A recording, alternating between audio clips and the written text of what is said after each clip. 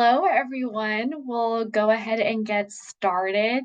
Thank you for joining us today for this webinar with Alert Communications to learn more about Voice Plus AI.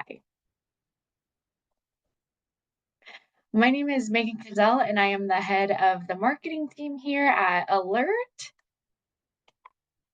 This is a quick guide on how to participate. The bottom left will be your audio settings, so if you're having trouble hearing us, you can troubleshoot there. Please feel free to use the Q&A feature. We will have a Q&A at the end of the presentation where we will answer all of your questions. And without further ado, I'll let our speakers today introduce themselves. Thanks so much, Megan. Really excited to have everyone joining us today. So thank you everyone for being here. I'm Cameron Reichert, SVP of Customer Success and Business Solutions for Alert Communications.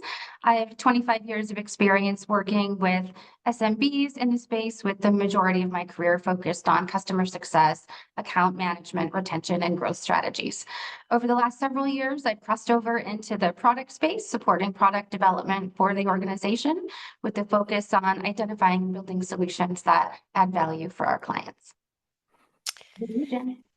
Hi, my name is Jennifer Marsh. I'm the Director of Product Management here at Alert with a focus on AI. I started my career as a practicing attorney, and I practiced for about 10 years.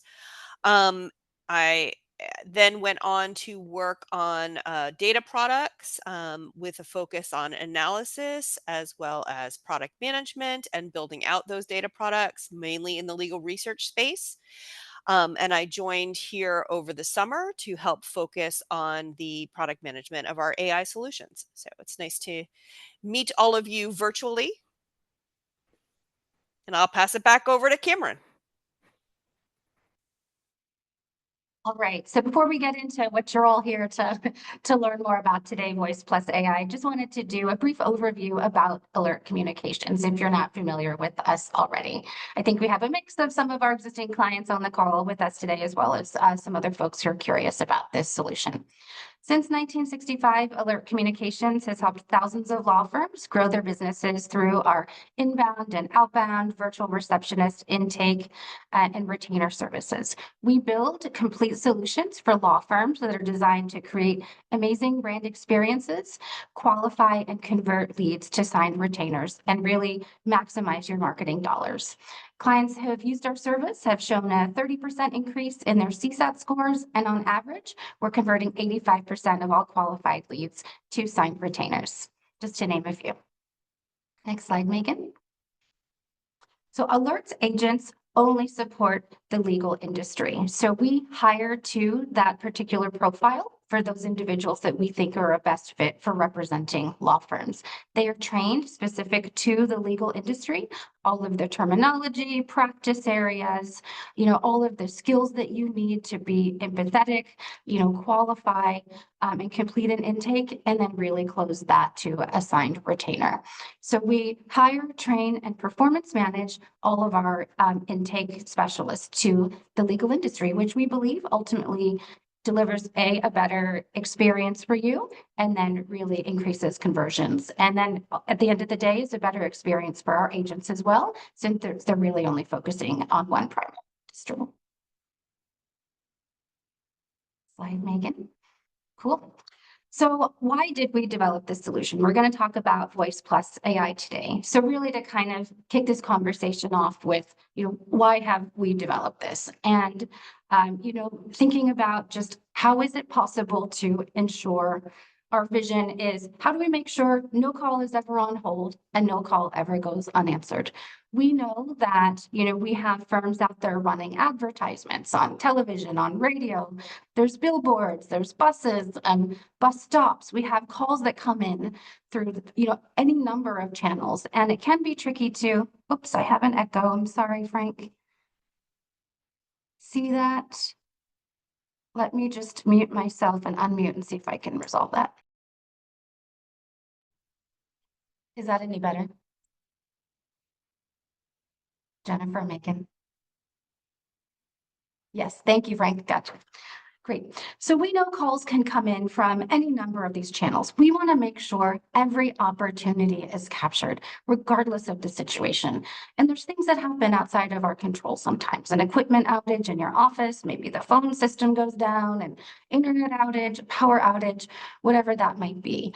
There could be a weather event that might force a closure in the office or difficulty with staff getting, safely traveling into the office, or gosh, there could be an illness that spreads throughout the office that impacts staffing. Any of number of these things could happen, any day really. And we want to make sure that, that capture and conversion of those leads never stops, no matter what. And we also see within some of our clients' firms, we've got staff focusing on answering the phones as well as other high value tasks within the office, which the call could ring just at a time when they're not available and that call is missed. So this solution is really focused on leveraging live service with an augmentation of AI to ensure that you never miss a phone call. Next slide, Megan. And this is just a reminder of the impact of missed calls. So 60% of callers won't wait longer than a minute on hold. And of those, 85% of them just won't call back. So this, I think we all generally know this, but just wanted to share some of the statistics around this. And now I'm going to turn it over to Jen. Okay, so now I'm going to talk a bit about just AI in general. And the reason why I'm doing this is not to get, overly technical or to hopefully not bore you in any way, but I want to demystify the AI space a little bit, because there's just so much talk about AI and there's so much hype and misinformation that I just kind of wanted to sort of set the stage a little bit before we get into our actual solutions. So first thing I want to talk about is, what do I even mean when I say artificial intelligence or AI? So a good definition is the simulation of human intelligence by machines, but it's really an umbrella term that can be used for all kinds of more specific ways that machines simulate human intelligence. Some of them are more simplistic, like basic machine learning. You might have heard that term around. Some of them are a little bit more complex. Another term you might have heard just out there is natural language processing. Those are all kind of under a big umbrella about artificial intelligence, and the whole purpose is to take some really complex, difficult tasks and see if the machine can do them instead of a person, because it's just too laborious to have a person, or too expensive. And the term is not new, despite the fact that everyone's talking about it all over the place right now. It was actually a term that dates back to about the 1950s, I think is a general consensus, to a Dartmouth workshop. And at that time, they predicted that within a generation, there would be a computer as intelligent as a person. But while we know that that's not true, and we're still waiting on that, AI has been quietly growing, or not so quietly lately, behind the scenes in our daily lives and our work lives for decades. And I think now we take a lot of that for granted. Whenever you use your smartphone to get directions, or you shop online and get recommendations, or you ask Alexa or another digital assistant what the weather is going to be, that's AI. It's everywhere. And if I went down right now and walked into my dining room, the thermostat would sense my presence and start adjusting the temperature to the temperature it thinks that I like. And that's no different than in our work lives.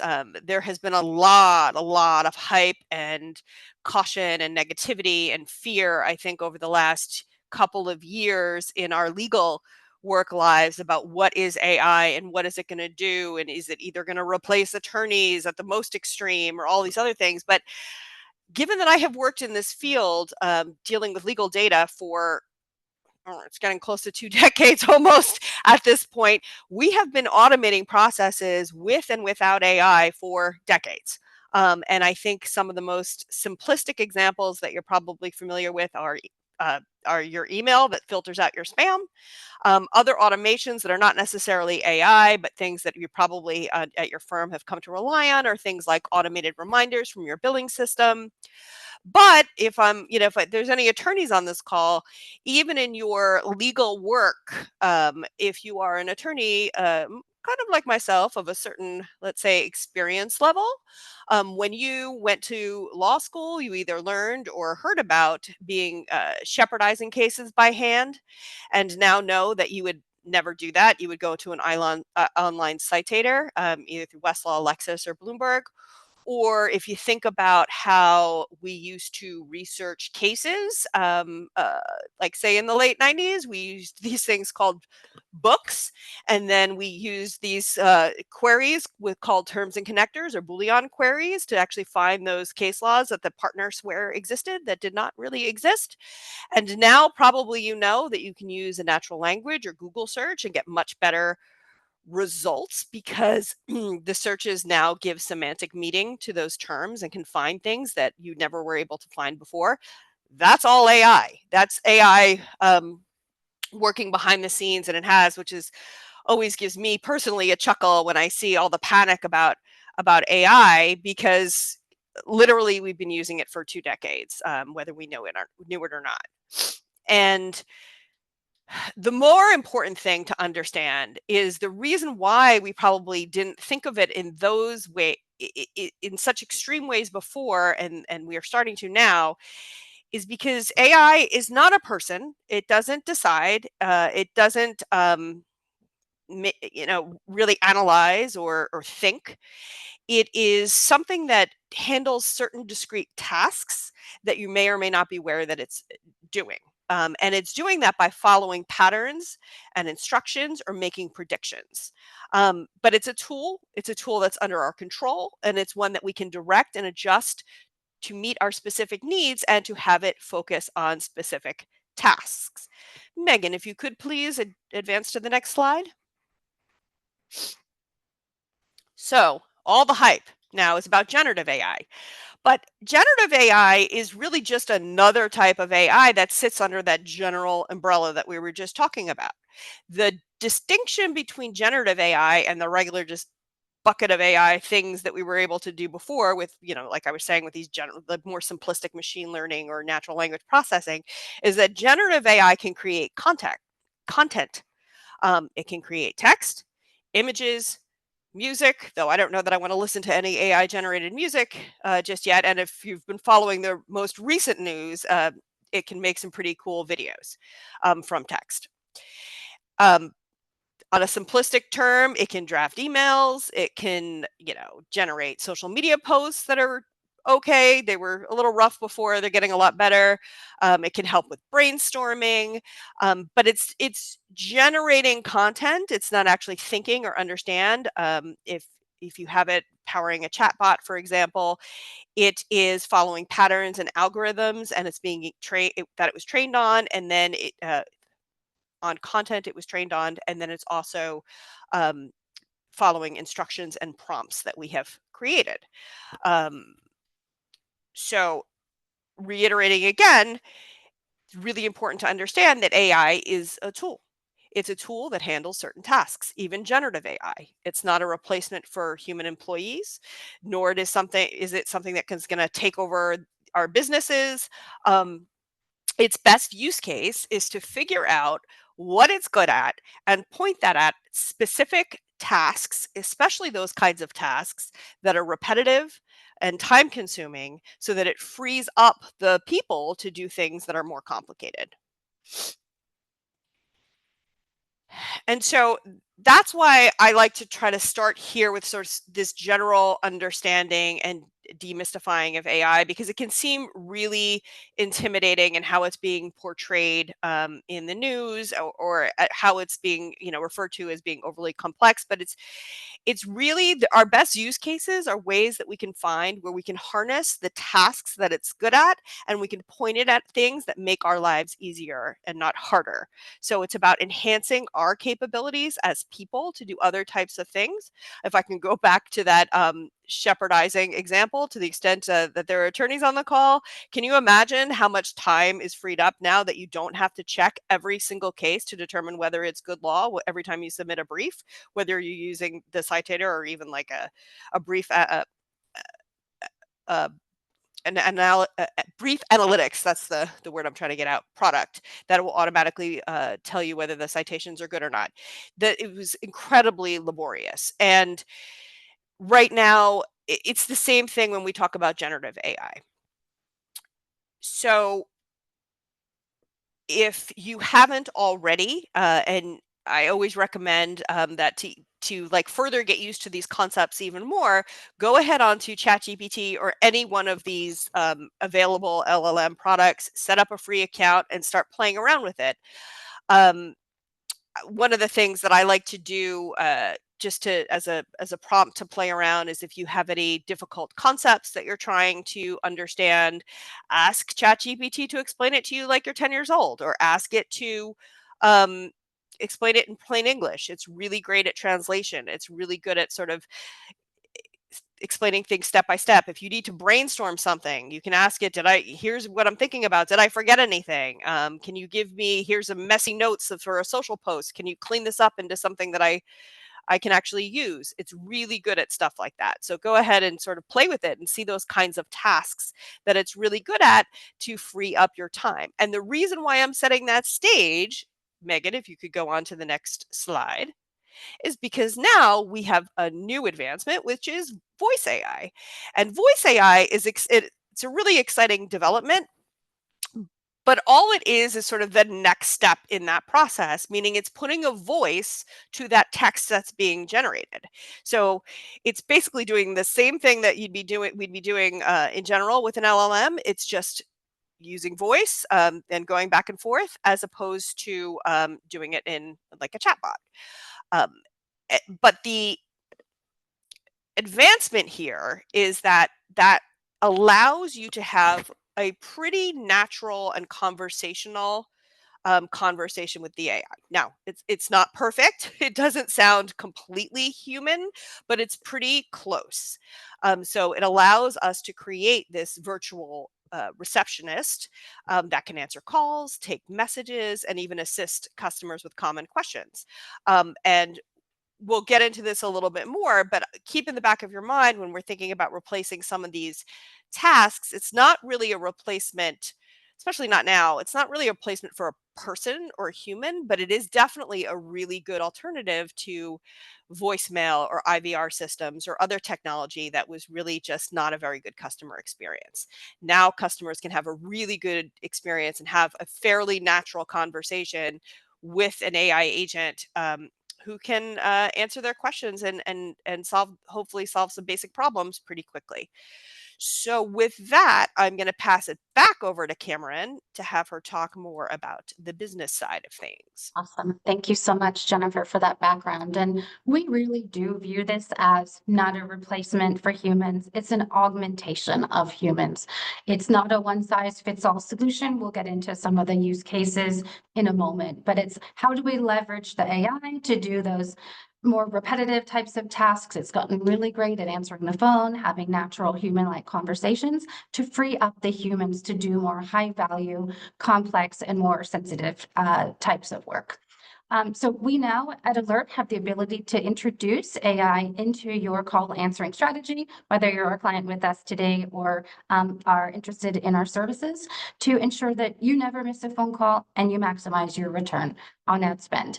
You can truly scale instantly in the moment to meet demand with no increase in infrastructure or having to bring in additional resources that are sitting there, underutilized. So, this is really about that new world of customer service that we're striving to create and really create that just different experience for people when they're interacting with your firm. And, we see, folks are interacting, as Jennifer mentioned, with AI every day. And even when you're calling into your pharmacy or your bank or places like that, you're most likely already interacting with it, but it is less common, in a day-to-day kind of interacting with a small, medium-sized business. And, we've introduced our solution in June. It's out in the wild across our client base, and more and more firms and businesses are beginning to incorporate this into their call answering strategy. And over time, we do see, this becoming just more the norm. People are comfortable with it. They're used to interacting with it on a daily basis. So next slide, Megan. And here's just some proof points on, why you might consider adding AI into your call answering strategy. As Jennifer described, it's widely adopted in the legal industry already. And we were at the Clio conference earlier this year, and I think, the vendors, I'm trying to remember the exact breakdown, but I think last year's Clio conference, I'm going to be off a little bit here, but it was something like 20% of the vendors there had an AI kind of solution within that they were selling, whereas this year 80% of the vendors, were there with an AI solution. So 79% of firms, according to Jack Newton, are exploring using AI-powered tools, whether that looks like something they're using internally or something that's more client-facing, such as a voice plus AI solution. So since our voice AI has been in the wild in our legal space, it's handled over 20,000 calls to date. One of the most kind of exciting use cases for us, which was just really interesting. It wasn't actually something that we'd anticipated or planned to do, but one of our clients had their phones went down in their office, and it was kind of a tricky situation. Like, how do we scale to handle this? And make sure that, all of their calls were routed properly, you name it, make sure that we're minimizing any impact on their client experience for their firm. So we stood up AI actually in front as the really AI receptionist to answer the call, identify the caller's need. Were they an existing client looking to follow up on their case or speak with someone within the practice? Or if it was a prospective client, we really wanted to identify what was the type of case? Is this something we actually wanted to move forward to complete an intake for? So we built that solution. We were taking kind of in-office types of calls and sending those over to them. Anything that was, identified as an opportunity was transferred over to a live agent to handle that call and then convert that to a signed retainer.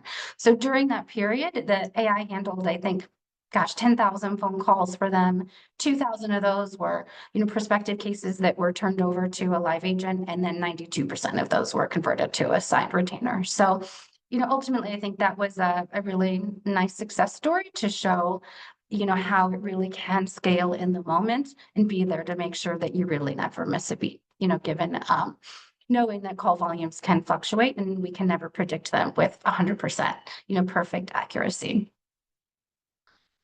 Next slide. And so why our AI solution? There are any number of chat bots, I'm sure, that are voice bots that folks see, on the internet every day. And I think if you were interested, you could go find one yourself and build that. But I think, our strategy here at Alert has not been to be first to market. I mean, these tools have been out, for years now. But we wanted to be best to market. We really wanted a product and experience that we believe, while it is not intended to sound exactly like a human, it was a high quality, natural, human-like, and personalized experience that someone would want to interact with. They enjoy having a conversation with her. We call our AI Kindle, and Jennifer's going to play a demo for you in just a moment. What's really different is we design the experience to be tailored to your firm. So all of the information about your firm, any types of FAQs, what types of cases you handle, and then we build that all into the AI experience. And we tell it, here's everything about this firm. Here are the types of people that are going to be calling. Here's what their needs are going to be, and here's what your job is. And then there's some, kind of exceptions if these things come up, here's what you do.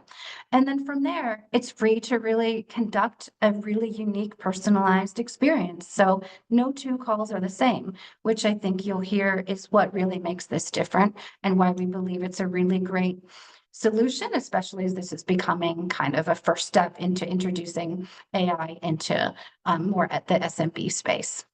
I think Jennifer alluded to this earlier. We can build out, all of the FAQs, anything that someone might just ask about when they call your firm. She's capable of answering those FAQs, so giving out information. A lot of cool stuff on the roadmap here where we're listening for client feedback and building out additional functionality, such as being able to transfer to multiple numbers, really go much deeper on, kind of intake qualification, more advanced CRM integrations, the ability to send an SMS back to someone if they were requesting information. So a lot of great stuff on our roadmap. These are just some of the capabilities available today, and then the others are coming in short order. Anything else, Jennifer, you wanted to add on here? Otherwise, I'll toss it to you. No, I think we can go on to the next slide and we can talk about our specific use cases here. And the reason why we're going to highlight this is sort of at a high level, is a couple of reasons. I think that the thing that we need to highlight overall is that we're not introducing this as a replacement for human receptionists. We consider live agents answering the phone or a human receptionist to be the best customer experience. But what we like to do is offer AI as a way that to work with the live receptionist in certain cases to make sure that we have the most robust coverage that we can have. So the way I've been thinking about this since I joined here is, one is the live agent first, which people around the office will hear me say, call it the safety net, which means, if these unexpected spikes happen, if some, commercial runs and suddenly 50 people call at once that weren't expecting to your office or somewhere else, this can sit behind as a safety net. And if a call is not answered within 3 rings, then the AI agent will take the call. That AI agent can then transfer it back to if a live agent if necessary, or dispense of the call itself, depending on what it can do and how it's set up to do that. The other one is what I kind of commonly call the filter, which is the AI first, which means the AI sits in front and the AI can answer basic questions, basic FAQs, as Cameron was saying. It can, if someone calls up and says, "Hey, where's your firm located?" It'll give you the firm's address. Or do you cover these kinds of cases? And it can tell you what kind of cases the firm covers. So it can ask these basic questions. It can take down information. It can do some questions to qualify the person before passing that along. And it can also transfer to to a live agent or elsewhere. If it can't handle those particular calls. And then the last one is the AI only. And I think that this last one is the way I think about this is the voicemail upgrade. You really want the best case scenario for your customers is the top one. It's the live agent, but have this in the background just in case. The second best is this filter, like let's qualify, let's get through so that humans aren't overwhelmed. And then this third situation is really for times when it's just not possible to have a human for whatever reason. Like Cameron was alluding to, if there was like just a significant outage or something like that, and you couldn't have humans answer the call, you could spin this up and it could take down all those calls so that that lead or that information wasn't missed. And they were still handled. Or there are other times where you might want to use this, but this would really be just sort of the alternate. It would be, it's like a souped up voicemail as opposed to a real replacement of a person. So with that, let's go to the next slide. And do you want to say something, Cameron? I wanted to add, and I'm sorry, I failed to That's okay. mention earlier, kind of back on the last slide. As we kind of think about these use cases and solutions and like creating a new world of better customer service, people don't like waiting on hold. They don't like it when I can't get in touch with someone, my call isn't answered. Generally, a voicemail isn't a great experience. The other thing that is really irritating to people is IVR. You've all experienced it, yelling into your phone and someone talks in the background. Like, those are things that we think should just be experiences of the past. We're trying to solve for all of those things. And that's where AI really steps in and makes these like better and more personalized solutions where people can actually get the help they need in the moment. And one of the kind of things we've really been intentional about is when we are transitioning between humans and AI, such as the second use case there, where you have the AI answering the call and it says, "Oh, I have a high value opportunity. I'm going to send this to an agent to take it from here. We're actually passing everything that already transpired in that conversation to the agent so they can pick up right where it left off. So I think a lot of the design, these use cases, this is where that blend of the human and the AI is really important, to just be really thoughtful about the handoffs and the actual person on the other end of the phone to make sure it's still a great experience. And then, that we're getting the job done. So just wanted to mention that as well. And if you could go to the next slide, and I see that there's actually two questions in the Q&A, and I think I just want to address it briefly because we're here. I know we were going to say it's at the end, but we might as well just do it here. First of all, the new product that Alert has is what we're discussing now, are these different options to combine AI with live answering. And the second question, you're in luck that you work with PI attorneys, because we are going to do a demo where we do that. And to the question on dropped calls, what are the percentage of dropped calls? So the percentage of drop calls for an AI call is higher than for a live agent. People are much more likely to hang up on what they perceive to be an artificial intelligence experience if they don't want to interact with it than they are a live person. But it is significantly higher than what it would be if it was an IVR or voicemail system. The IVR voicemail systems typically have a hang up rate, according to my research, and is of about 20%. So 20% engage, 20% leave a message, 80% hang up. What we're seeing with the AI agent, it's much, much higher. It can be as high in some of the instances as 80, 85%. Sometimes it's a bit lower, but people are far more likely to engage with the AI agent.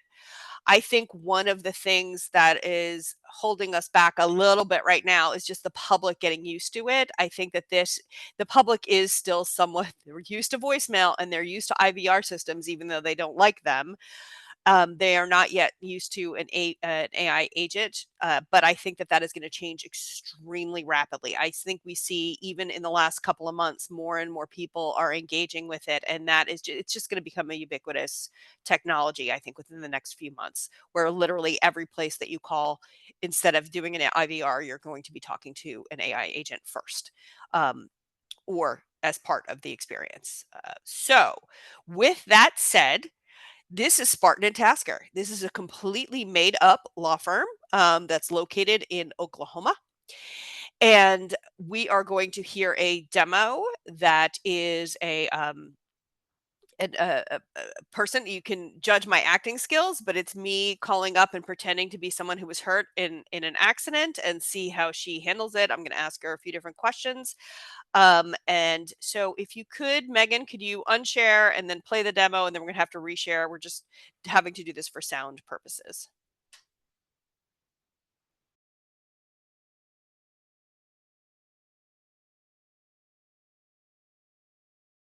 Thank you for calling Spartan and Tasker. I'm Kendall, an AI assistant.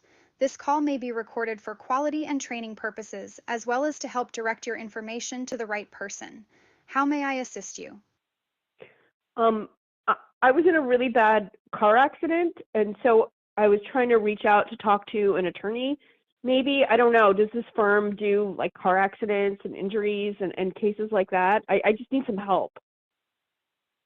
I'm so sorry to hear about your car accident. Yes, we do handle car accident and injury cases. Are you a new or existing client with us? I would be a new client. I've never called an attorney before. Where are you located?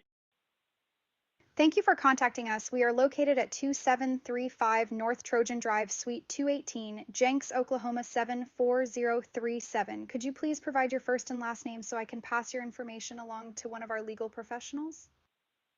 My name is Nancy Carroll. Thank you, Nancy. Could you please spell your full name for me? Nancy, and then Carroll is Carroll. Thank you for that, Nancy. Can you please provide your preferred phone number for a callback? 973-555-1234. Thank you. Your number is 973-555-1234, correct? Yes. Great. Tell me more about the accident. Where and when did it take place? It took place about a month ago in Oklahoma, in a town called Jinx, and it was at 3rd and Main. There were 3 cars that were involved. My car was totaled, but worse than that, I spent about 3 weeks in the hospital, and now I'm facing an extensive amount of rehabilitation and physical therapy, and I don't know what to do, and I need some help navigating the situation legally. I'm truly sorry to hear about your accident and the difficult time you're going through.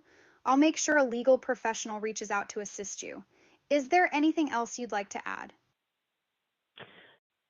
I just need help navigating this situation, and I hope that someone can call me back as soon as possible. Are they going to call me back, pretty quickly? We'll ensure someone calls you back as soon as possible. Is there anything else you'd like to share? No, thank you. Thank you for sharing your information. Before we finish, I'd love to hear how I did today. Did you feel I handled your call well? Yes, thank you.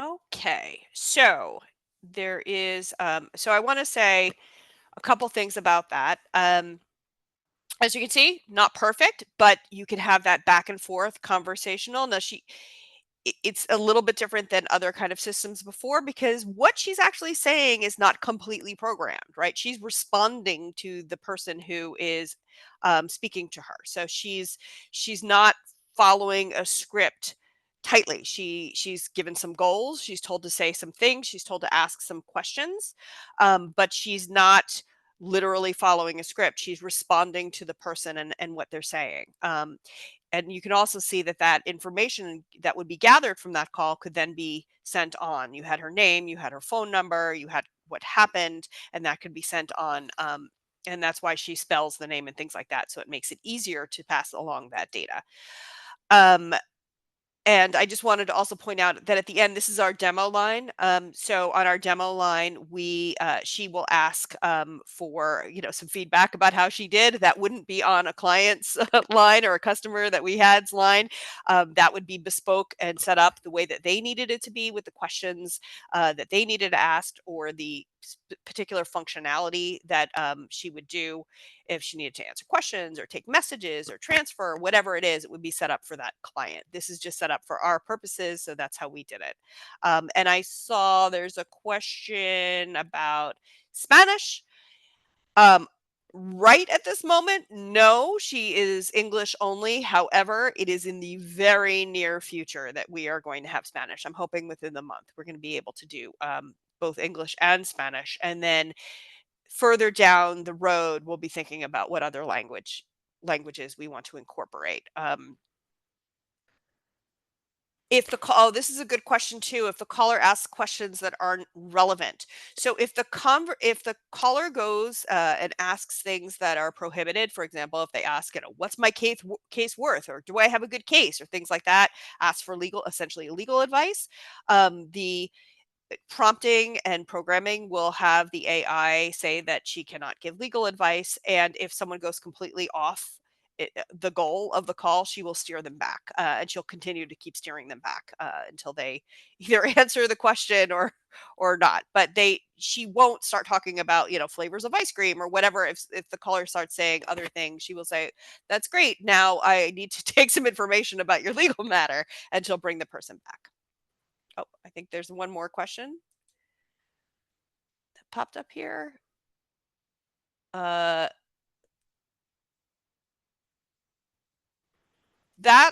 There's a question here about trial periods that I will kick back to the more business side of things to Cameron, who I'm going to kick this back to anyway. And but I'm going to stay here and answer any other questions that you have on the more technical side. So back over to you, Cameron.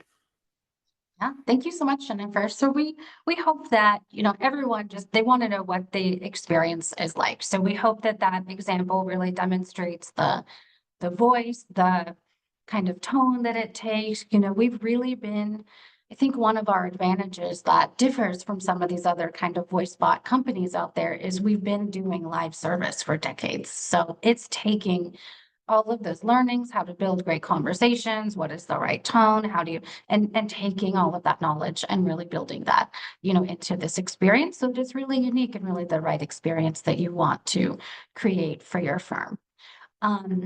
And so it's a technology that, as Jennifer mentioned, we're just continuing to develop, expand the features and capabilities. Spanish is one that's we're just almost there. We really need to make sure that that's thoroughly tested. And it's not only just the quality of the conversation, but it's the accuracy of the transcription. And in some cases we have, integrations with clients, platforms. So we want to make sure that the accuracy is there with that translation, and then looking at other languages as well. So we hope this has been really helpful, and I'm going to jump over to the next slide here, Megan, if you could do that. Thank you. We would love for you to experience this for yourself. We posted the demo number here on the screen if you want to take that down and give it a call, ask her questions, test out your acting skills the way Jennifer has, if you'd like. And, you can leave your information there for a follow-up from one of our team members. And if this is, if you're an existing client with us today, absolutely just reach out to us and we'll take a look at spinning up a demo for you and your firm so that you can try all this out and see what you think about it. We really, would advise that all clients are really adding this to behind the live agents, just so that if there is any kind of spike in volume, those weather events, those outages, things we talked about, that unexpected advertisement hits, it's always there, whether it's your stuff or behind a live agent at Alert. So we'd love for you to test it out and see what you think. There was another question here about the voice. And yes, Kendall has been our standard one that we use. We think she is a good blend of warmth and seriousness, especially for a little bit more serious calls. We don't want it to sound a little too peppy, but there are a couple of other voices that we have that we also like. So if you didn't like that voice, we could do a couple of other choices if you wanted one that was maybe a little bit sunnier or what have you. The other thing that I did want to note in the beginning of the call, this might be another question that comes up, although I don't see it here, is we do disclose, our general rule is that we do disclose that it's AI. We also have to disclose that the call is being recorded and that we could pass the information off to someone else, especially in regulated industries like legal, where there might be healthcare information. We are HIPAA compliant, and we want to make sure that we are compliant across the board. The regulations about disclosure of AI as like an AI receptionist are moving. There are some state specific regulations that are starting to come up.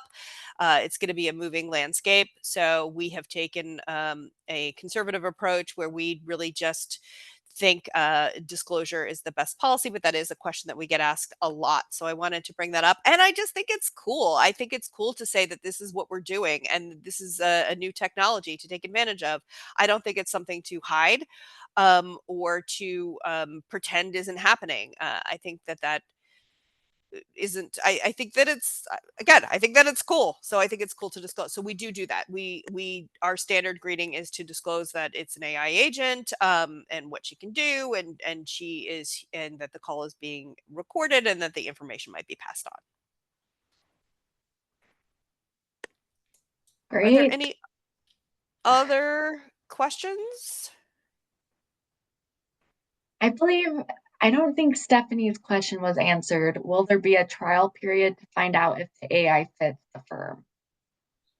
Yeah, I would just recommend, Stephanie, if you, we can follow up with you after this call and discuss setting that up for you. Yeah, I think that, we want you to test this experience and see if it is a fit for you, because it does depend on, what is the experience that your specific use case and needs for your firm. And if you find that it doesn't yield the results that you're looking for, it's certainly something we would, want you to commit to if the results weren't there. So happy to work with you on it. Perfect. Thank you so much, Cameron and Jennifer. That was great, very insightful. I know we answered a lot of the QA questions during the webinar. We'll go ahead and wrap up this webinar. Thank you everyone for joining us. I hope you enjoyed learning more about our Voice Plus AI solution here at Alert. In terms of what to expect for next steps, we will be emailing you with a link of the recording to the webinar, and please feel free to respond to that email with any additional questions you may have. And thank you again for joining us. And I just want to say one more time, try out that demo for yourself, call it, talk to it, even if it's just for the lark of talking to a robot, so to speak. My kids think it's hysterical that they can talk to a robot. So I really recommend playing along, seeing what it would be like, and just trying it out. Great. Thank you. Goodbye, everyone.